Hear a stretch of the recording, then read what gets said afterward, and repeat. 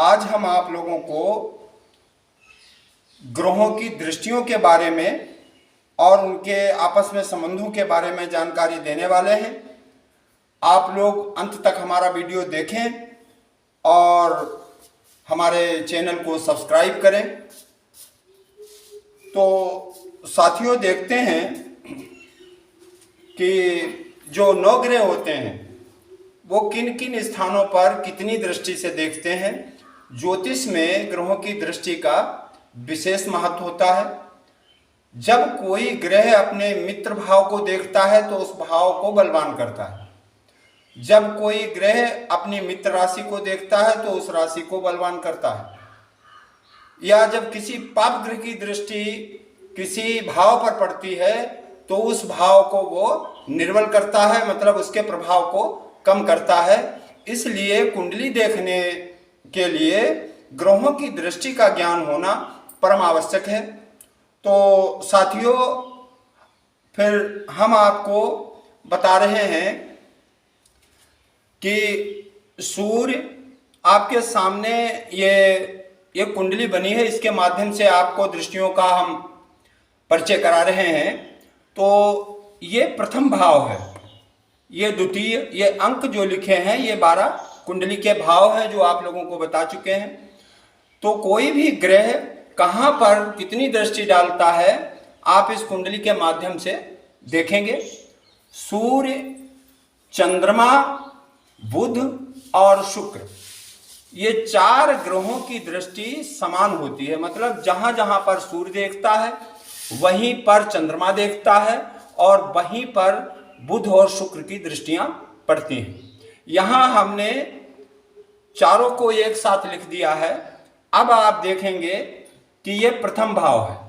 प्रथम भाव में अगर सूर्य बैठा है तो वो वहां से तृतीय भाव को एक पाद से देखेगा, मतलब 1/4 नजर उसकी यहां तृतीय भाव पर पड़ेगी। उसके बाद चतुर्थ भाव में वो 3 पाद यानी कि 75% दृष्टि उसकी जो है वो चतुर्थ भाव में पड़ेगी। उसके बाद पंचम भाव में आधी दृष्टि डालेगा, मतलब 50% दृष्टि जो है वो पंचम भाव पर पड़ेगी। सप्तम भाव पर पूर्ण दृष्टि पड़ेगी क्योंकि बिल्कुल सामने होता है। यहां पर सूर्य, बुध, शुक्र और चंद्रमा, अगर कोई भी ग्रह आपका लग्न में है तो इसका मतलब है कि सप्तम भाव पर उस ग्रह की पूर्ण दृष्टि पड़ रही है। आगे देखते हैं अष्टम भाव। तो सूर्य, चंद्रमा, बुध और शुक्र, इनमें से कोई भी ग्रह अगर लग्न में बैठा है तो उसकी 75% यानी 3 पाद की दृष्टि अष्टम भाव पर होती है। उसके बाद किसी भी इन 4 ग्रहों में से किसी भी ग्रह की जो नवम भाव पर दृष्टि होती है वो आधी होती है और दसम भाव पर मात्र 1 पाद से दृष्टि डालते हैं। तो ये सूर्य, चंद्रमा, बुध और शुक्र 4 ग्रहों की दृष्टियां आपको इस चार्ट में ये एरोज जो बने हैं इनके माध्यम से बताया गया है और लिखा भी है। सप्तम भाव में पूर्ण दृष्टि, अष्टम में 3 पाद, नवम में आधी दृष्टि और इसी प्रकार से चतुर्थ में 3 पाद, तृतीय में 1 पाद और पंचम भाव में आधी दृष्टि डालते हैं। मतलब ये जो भी ग्रह हैं ये 7 ग्रहों पर अपनी दृष्टि डालते हैं। अब आगे आपको बताएंगे मंगल, गुरु और शनि, इन 3 ग्रहों को विशेष दृष्टियां प्राप्त हैं। मंगल का चार्ट आपके सामने दिखाई दे रहा है। मंगल को 2 अतिरिक्त दृष्टियां प्राप्त हैं। मंगल ग्रह जो है वो तृतीय भाव को 1 पाद से देखता है, लेकिन चतुर्थ भाव पर उसकी पूर्ण दृष्टि पड़ती है। पंचम भाव को आधी दृष्टि से देखता है, मतलब 2 पाद से देखता है और सप्तम पर उसकी पूर्ण दृष्टि पड़ती है। अष्टम भाव पर भी मंगल की पूर्ण दृष्टि पड़ती है। नवम भाव को मंगल आधी दृष्टि से देखता है और दसम भाव पर मंगल की एक पाद दृष्टि पड़ती है। मंगल एक पाप ग्रह है और जिन जिन स्थानों पर मंगल की दृष्टि पड़ती है उन स्थानों को प्रभावित करता है। इसीलिए कुंडली में इन स्थानों पर मंगल होने से मंगलिक योग पैदा होता है। तो मित्रों, अब आगे बढ़ते हैं। दूसरा ग्रह जो है जिसे विशेष दृष्टियां प्राप्त हैं वो हैं देवगुरु बृहस्पति। तो देवगुरु बृहस्पति को जो दृष्टियां प्राप्त हैं उनमें पंचम भाव पर भी ये यहाँ पर हम लिख रहे हैं कि देवगुरु बृहस्पति की दृष्टि जो है वो पंचम भाव और नवम भाव पर भी पूर्ण दृष्टि पड़ती है। तो यहाँ पर हम इसे लिख रहे हैं। ये अगर आपकी कुंडली में अगर यहाँ पर गुरु बैठे हुए हैं मान लिया लग्न में, तो गुरु की दृष्टि सप्तम पर तो पूर्ण पड़ेगी ही, लेकिन गुरु जो है वो यहाँ पर भी पूर्ण दृष्टि डालेंगे और नवम भाव पर भी गुरु की पूर्ण दृष्टि होगी। तो इस प्रकार देवगुरु बृहस्पति को 2 अतिरिक्त दृष्टियां प्राप्त हैं। अब आगे देखते हैं शनिदेव। तो शनिदेव को भी कुछ विशेष दृष्टियां प्राप्त हैं।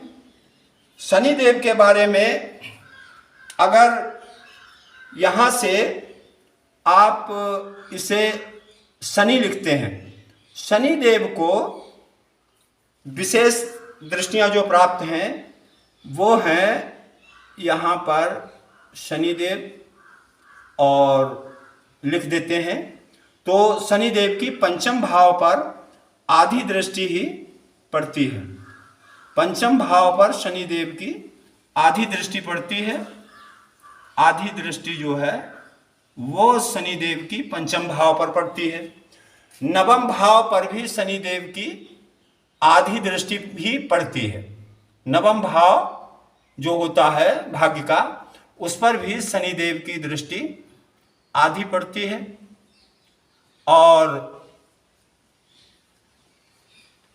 तृतीय भाव पर जहां यहां एक पाद लिखा है वहां पर शनिदेव की पूर्ण दृष्टि होती है। पूर्ण दृष्टि शनिदेव की होती है। तो यहाँ पर हमने लिख दिया ये पूर्ण दृष्टि। तो यहाँ पर ये पूर्ण दृष्टि जो है ये किसकी है? शनिदेव की। तो शनिदेव को ये 7 दृष्टियां जो प्राप्त हैं उनमें सप्तम भाव पर पूर्ण दृष्टि और पंचम पर आधी दृष्टि और तृतीय भाव पर शनिदेव की पूर्ण दृष्टि होती है।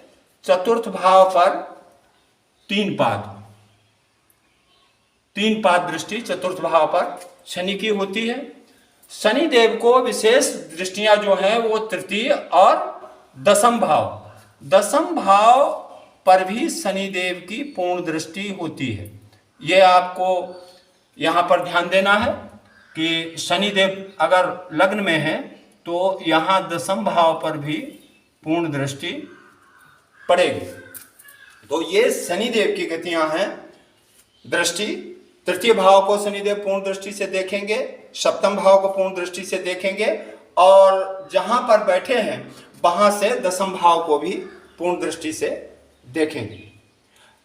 अब राहु और केतु की दृष्टियां हैं वो हम आपको बताएंगे। सारे ग्रह जो भी हैं 9 ग्रह, उनमें से 7 ग्रह उनको 7 दृष्टियां प्राप्त हैं, लेकिन राहु और केतु को एक दृष्टि अतिरिक्त प्राप्त है। राहु केतु अपने 12वें भाव को भी देखते हैं। राहु और केतु को 8 दृष्टियां प्राप्त हैं। राहु और केतु की दृष्टियां समान होती हैं, लेकिन थोड़ा सा देखने में विचार रखना पड़ता है, क्योंकि राहु और केतु हमेशा 180 डिग्री पर होते हैं। तो सामने राहु का चार्ट दिया है, आप इसे देखें और समझें। राहु की जो अपने स्थान से द्वितीय भाव होता है उस पर आधी दृष्टि होती है, और तृतीय भाव पर एक पाद यानी 25% दृष्टि होती है, और चतुर्थ भाव पर राहु की कोई भी दृष्टि नहीं होती है। राहु की चतुर्थ भाव पे कोई भी दृष्टि नहीं होती है। तो चतुर्थ भाव पर अन्य ग्रहों की दृष्टियां होती हैं, लेकिन राहु की कोई भी दृष्टि चतुर्थ भाव पर नहीं होती है।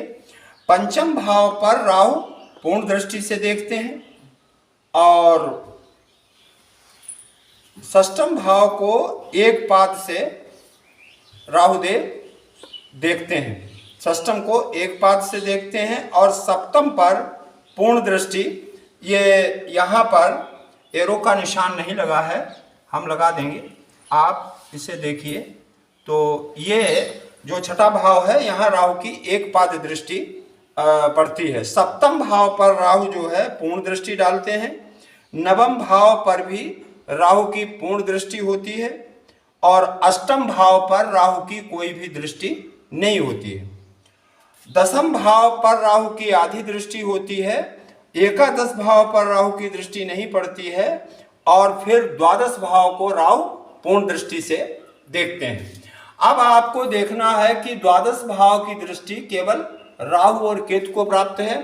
राहु और केतु की दृष्टियां समान होती हैं, थोड़ा समझना है।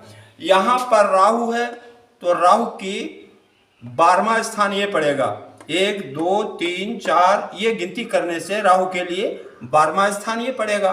तो यहाँ पर राहु की पूर्ण दृष्टि होगी। लेकिन जिस कुंडली में राहु केंद्र में होगा, लग्न में, उसमें केतु सप्तम में होगा। तो सप्तम से केतु की दृष्टि आप गिनेंगे तो ये भाव 1 2 3 4 5 ये छठा पड़ेगा, और छठे भाव पर दृष्टि क्या कितनी है, एक पाद। तो राहु द्वादश भाव को पूर्ण दृष्टि से देखेगा, उसी कुंडली में उसी भाव पर केतु की 25% दृष्टि मात्र पड़ेगी। इस चीज को समझना है। अब आप लोग थोड़ा और ध्यान दें कि ये हमने लग्न में लिख करके आप लोगों को बताया है, लेकिन ग्रह कहीं भी हो सकता है।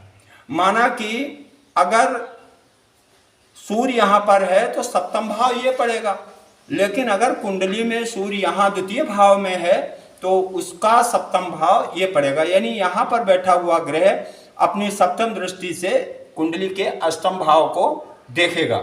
इस प्रकार से जो ग्रह जहाँ पर बैठा हो, आपको भावों की गिनती वहीं से करनी है। मान लिया कि चंद्रमा यहाँ बैठा है, तो चंद्रमा से आपको नजर देखनी है, तो यहाँ से 1 2 3 4 5 6 सप्तम भाव उसका ये होगा। कुंडली का जो दसम भाव होगा वो चंद्रमा की सप्तम दृष्टि में होगा, अगर यहाँ पर चंद्रमा बैठा हुआ है या चंद्रमा स्थित है। तो इस प्रकार ग्रहों की दृष्टियों का विचार करें। और अब आगे थोड़ा बात करते हैं ग्रहों की स्थिति और उनके संबंध। जैसे हम लोगों में शत्रुता, मित्रता और तटस्थता की स्थिति होती है, इसी प्रकार ग्रहों में भी शत्रुता और मित्रता होती है। अब एक नजर डालते हैं ग्रहों की मैत्री संबंध पर। ग्रह, किस ग्रह का कौन सा ग्रह मित्र होता है और किस ग्रह का कौन सा ग्रह शत्रु होता है, ये चार्ट आपके सामने दिखाई दे रहा है। इसमें आप ध्यान से देखें और चाहें तो इसे आप अपनी डायरी पे नोट कर लें। एक बार हम आपको पढ़कर भी सुना रहे हैं। ये लिखा है सूर्य, और यहाँ पर लिखा है मित्र, और ये लिखा है सम, ये लिखा है शत्रु। तो साथियों, सूर्य के मित्र हैं मंगल, चंद्रमा और गुरु। वहीं बुध जो हैं वो सम है, मतलब न शत्रुता मानते हैं और ना ही मित्रता मानते हैं। तटस्थ स्थिति में रहते हैं। और शुक्र और शनि जो हैं वो सूर्य के शत्रु हैं। इसी प्रकार चंद्रमा के मित्र हैं सूर्य और बुध, और मंगल, गुरु, शुक्र, शनि, ये चारों ग्रह तटस्थ हैं चंद्रमा के लिए। चंद्रमा का कोई भी ग्रह शत्रु नहीं होता है। इसी प्रकार मंगल के मित्र हैं सूर्य, चंद्रमा, गुरु, शत्रु हैं बुध, तथा शुक्र और शनि जो हैं वो समभाव में मंगल के लिए कार्य करते हैं। अब बुध जो हैं, बुध के मित्र हैं सूर्य और शुक्र, तथा शनि और मंगल और गुरु, ये तीन ग्रह बुध के साथ समता का भाव रखते हैं। चंद्रमा से बुध की शत्रुता रहती है। इसी प्रकार गुरु के सूर्य, चंद्र, मंगल ये मित्र हैं, और शनि जो है वो समता भाव में है। शुक्र और बुध देवगुरु बृहस्पति से शत्रुता रखते हैं। शुक्र के मित्र हैं शनि और बुध, और शत्रु हैं चंद्रमा और सूर्य, तथा मंगल और गुरु समता भाव रखते हैं। शनि के मित्र हैं बुध और शुक्र, तथा सूर्य, चंद्रमा और मंगल ये शनि के शत्रु हैं। देवगुरु बृहस्पति तटस्थता की स्थिति में है, ना मित्रता रखते हैं और ना शत्रुता रखते हैं। तो ये था ग्रहों की मैत्री और दृष्टि की जानकारी। इसी के साथ हम